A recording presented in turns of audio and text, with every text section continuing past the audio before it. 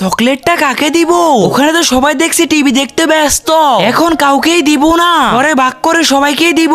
এখানটায় রেখে দি, বাইরে থেকে আবার কিছু পাতা নিয়ে আসতে হবে। আমার আবার এদিকে ডালটাও তৈরি হয়ে গেছে, বাইরে আবার কত বৃষ্টি হচ্ছে। এখান থেকে কিছুটা কারি পাতা নিয়েছি, এইবার সোজা চলে যাব রান্না করে। আরে এটা খোলা কেন? আমার তো কোনো কিছু গড়বড় মনে হচ্ছে। চকলেটটা কে নিয়ে গেল?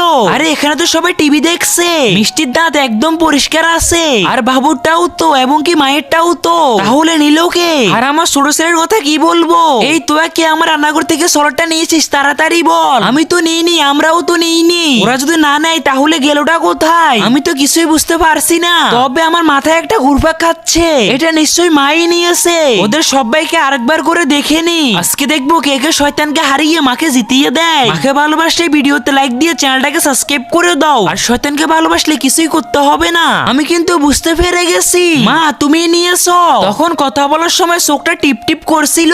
চকলেট কিন্তু তোমার কাছেই আছে, তাড়াতাড়ি বের করো। কি ঠাম্মির কাছে? চকলেট দাও বলছি, চকলেট দাও।